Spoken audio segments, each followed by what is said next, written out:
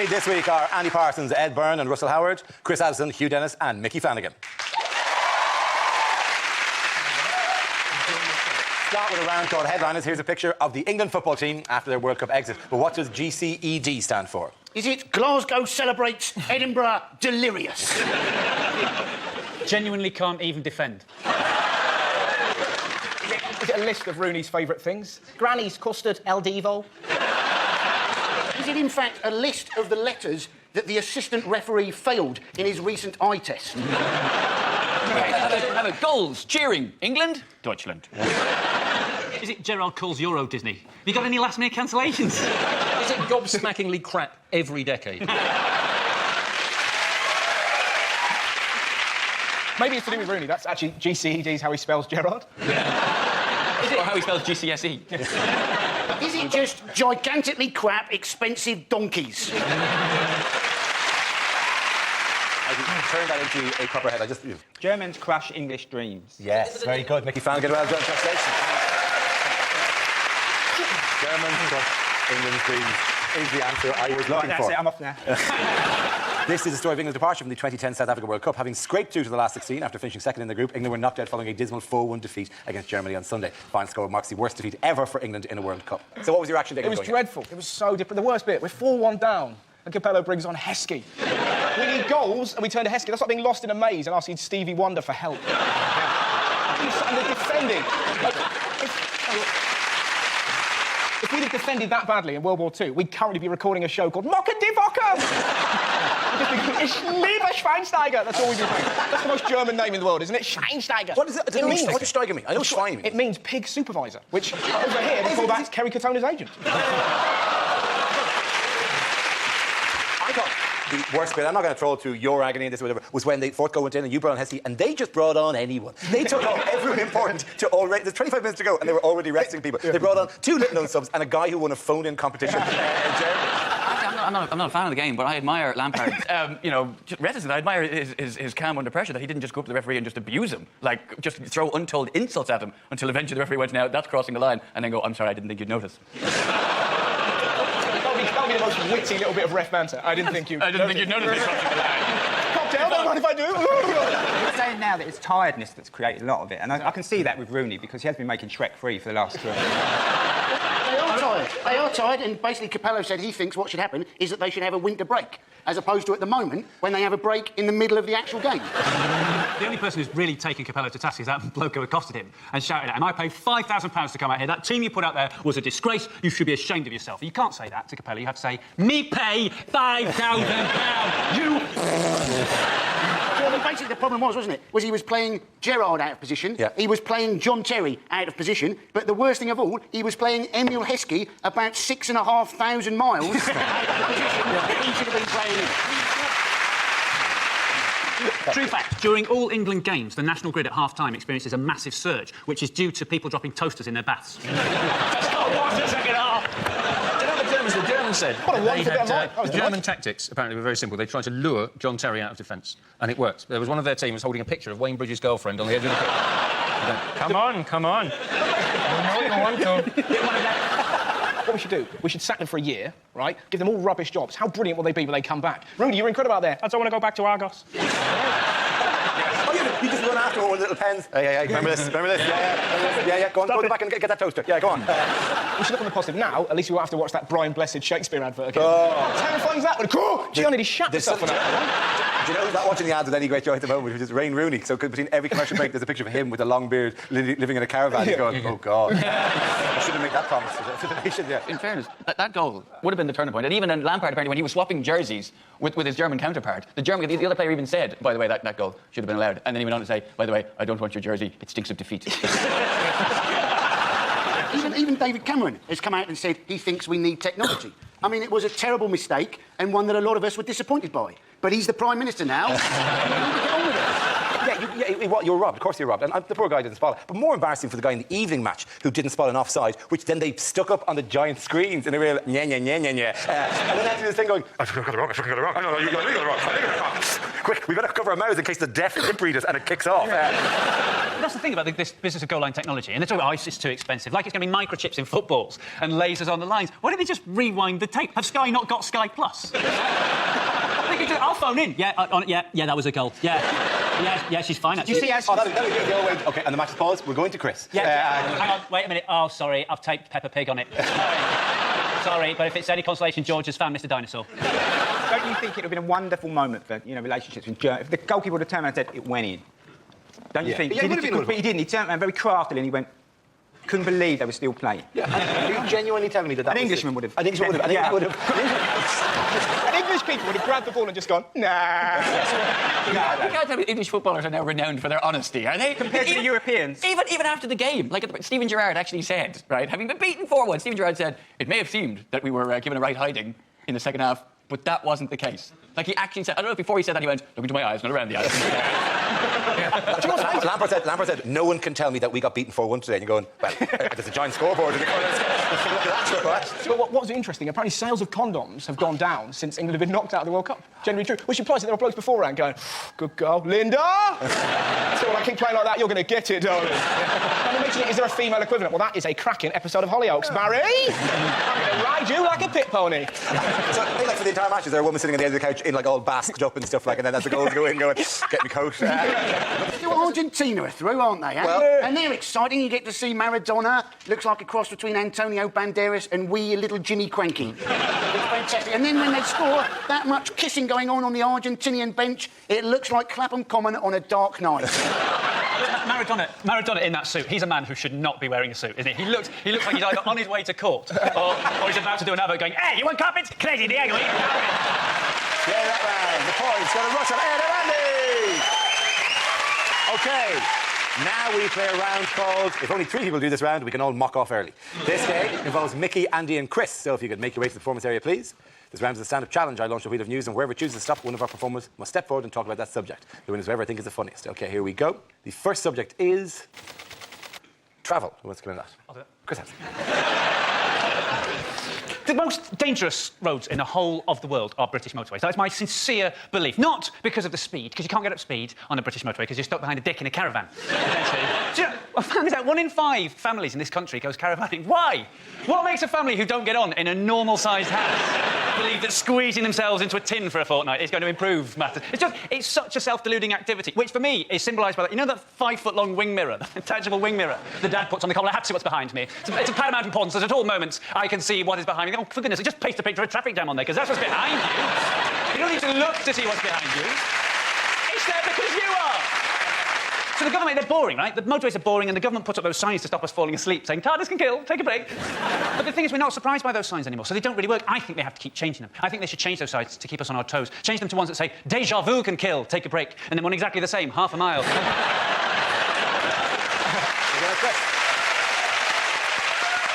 OK, let's spin the wheel again. Next topic is politics. Who wants to come in on that? Any persons? So, we have a Liberal-Conservative coalition. It makes no sense, does it? 2 words that mean completely opposite things. It would be like having the Whig-Baldy coalition or having voted for the no-swearing arse party. We have a new Foreign Secretary, William Hague. I don't think he's going to be taken seriously, is he? Every time he goes to Afghanistan, they're just going to think, oh, it's Ross Kemp on another undercover show. I mean, at the moment, we'll never know, will we? Exactly how much Bigot-gate affected the election result. Why didn't Gordon Brown just answer Gillian Duffy's question? All she said was, those Eastern Europeans, where are they coming from? Now, even I could have answered that question.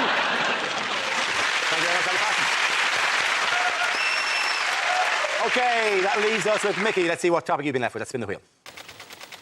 Now the topic is food. Oh, here you go. Now, this is one of my favourite topics because I absolutely hate restaurants. And my wife loves restaurants. She's middle class. She's been skiing and everything. And she loves a restaurant. She says, can we go to a restaurant at the weekend? And I say, yes, we can. And we're barely there 2 minutes, and she's like, isn't it a lovely ambiance? And I say to her, I don't know what you're talking about. I've worked out what an ambiance is. It's a night out about poor people, isn't it, basically? It's people with a few quid to say, can we just have one night out about the poor people turning up? You know what they're like, they'll be banging spoons together, singing My Old Man's a Dustman, creating an atmosphere. We want an ambiance. So we try and enjoy the ambiance. But something's happened spoiling it for me. There's no tomato sauce on the table. Creating a situation with my wife, looked at me, she said, you're going to ask for tomato sauce, aren't you? I said, yes, I am. Because I'm going to have the risotto. You can't eat risotto without red sauce, it's too dry. It's a health and safety issue. You've got to zhuzh it up with a bit of red sauce. Right? So I thought, I'm not having it. I said to the waitress, excuse me, do you have any ketchup in the building? She looked at me like I'm the worst pleb God has ever put breath in. She went off to the kitchen and I saw her making her way back with a pot about that big, about 2 chipfuls of tomato sauce. I thought, oh, here we go. She tried to put it down and walk away like she's doing a drug deal or something. And I stopped her. I said, hold on, love, don't rush off. And I took a sip of it. And I looked at her, I said, Jess, I'll have a bottle, please. Thank you very much for your job. Hey, that boys, don't make it sound again! Well done! Our next round is called Newsreel. We play in a recent piece of footage featuring people in the news and ask you to suggest what might be being said. OK, here we go. Oh, yes. Bet you're glad to see me again. I'm loving not being Prime Minister, but some old habits do die hard, so you're a bigot. You're a bigot. Yep, you're a bigot. So how are you, Nick? You OK? You enjoying yourself? Well, actually, no, you come and mention it. No, I'm not. I'm actually bloody pissed off. Well, it's a Sco Listen thing, isn't it? I mean, really, I'm just a lackey, aren't I? I'm just a lackey. I mean, even my own children are calling me Smithers. Yeah. Oh, hello, dear. Hello, dear. Are you in here to keep out of the cold? Only I'm going to have to move you along because the Queen's coming along in a minute. Yeah, no, don't worry. I know exactly who you are. Only joking. Yeah. And come the revolution, this is where you'll be tried. You'll go down this staircase, avoiding the rotten tomatoes thrown by the baying protesters. You're a lawyer. I want you to defend me on 4 counts of inciting racial hatred and 156 of cruelty to animals. So, oh, hello. Oh, I say. Oh, yes, lovely. Hang on a minute. I've just got to think of something inappropriate to say. No, I've got it. Who fancies a threesome? Well done, dear. Thank you very much. Our next round is called If This Is the Answer, What is the Question? On the board are 6 categories. Mickey, which category would you like? Home news, OK. please. Your category is home news. The answer is obesity, warts and indigestion. What is the question? Is it the original title of Sex in the City 2? Is it, what do you get if you eat one of the hairy bikers? Is it, what's the worst possible police call sign? Charlie Delta Foxtrot, this is obesity, warts, indigestion. Man down, Enema Piles Kazoos, hit the dirt. What 3 words are circled in Bob Geldof's book of baby names? Name 3 things you can't get rid of by going Expelliarmus. Is it what are the top 3 paint colours in Gelux's Broken Britain range? What do you get if you eat a pizza while shagging a toad? Is it?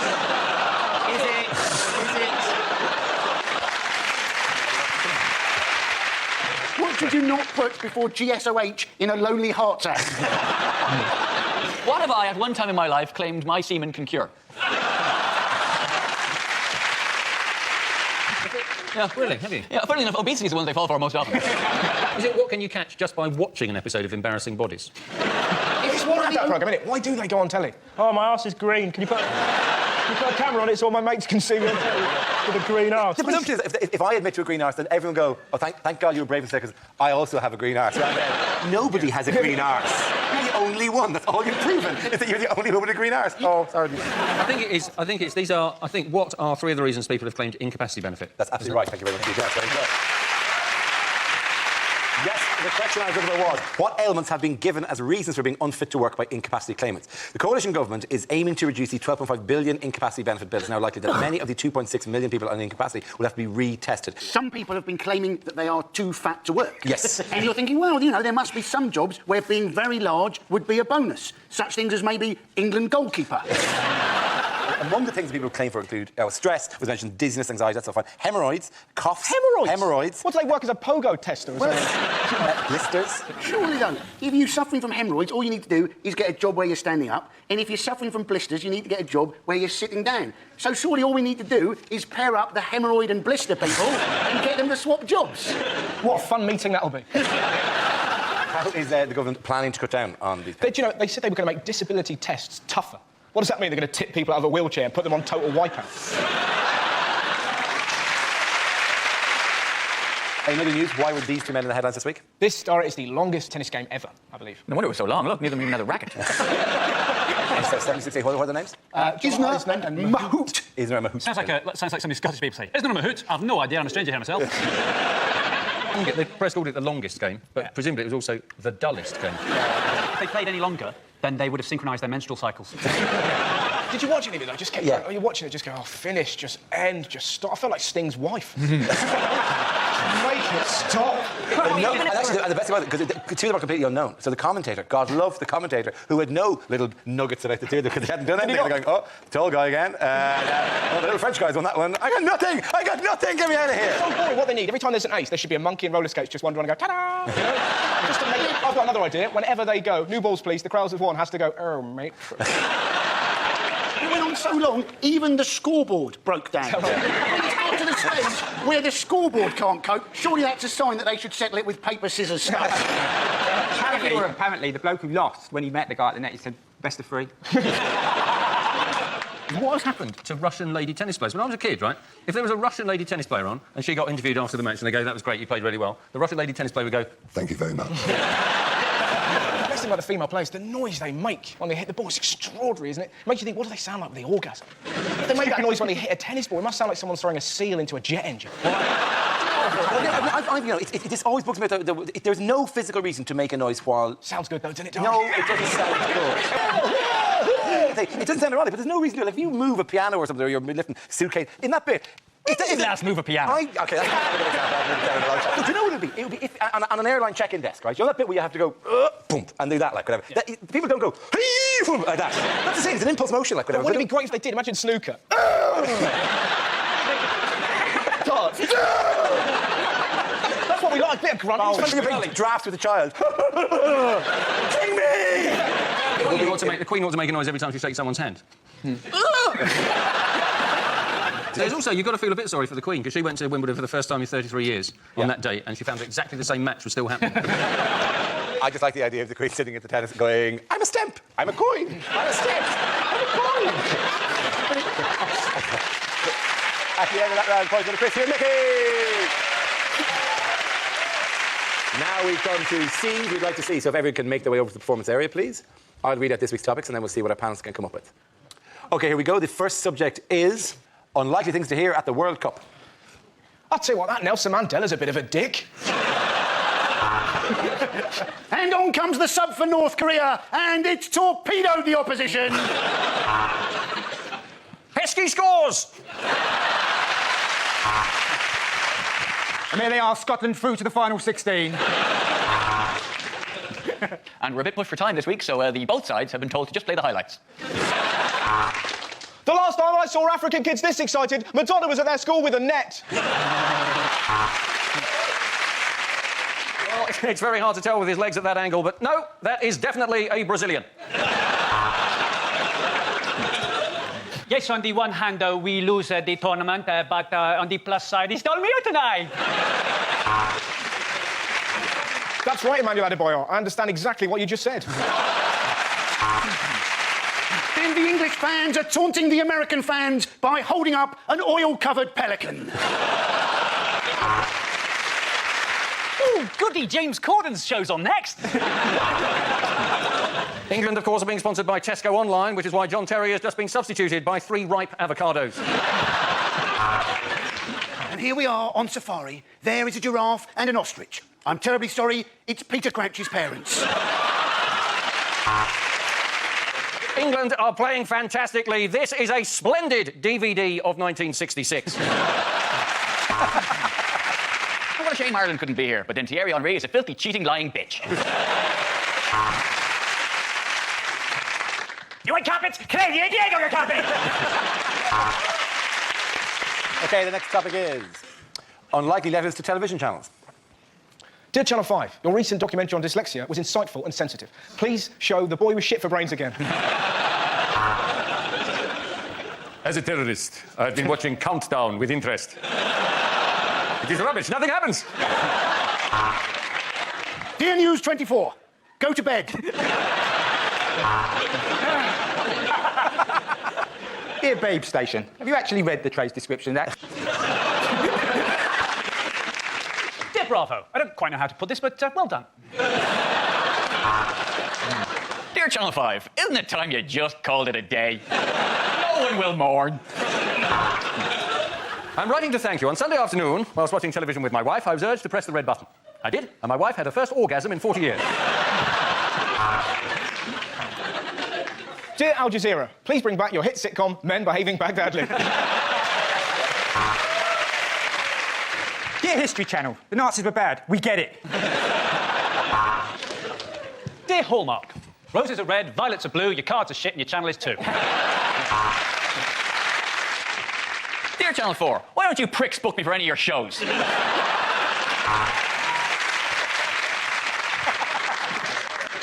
Dear Sky Sports -1. Thank you for showing the Grand National. I won £100,000. Dear Points of View, who should I complain to if I think Points of View is shit? Dear Fiver, if I give you a tenner, will you please stop broadcasting? Dear Channel 4, why not liven up Deal or No Deal by putting a nail bomb in one of the boxes? OK, at the end of that round, the points go to Russell and Andy.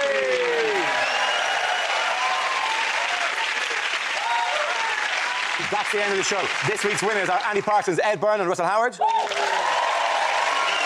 Commiserations to Chris Anderson, Hugh Dennis and Nicky Flanagan. Thank you for watching. I'm Darren Breen. Good night. New comedy for BBC Three now. Give it a try. It's cheeky tearaway Lee Nelson's Well Good Show.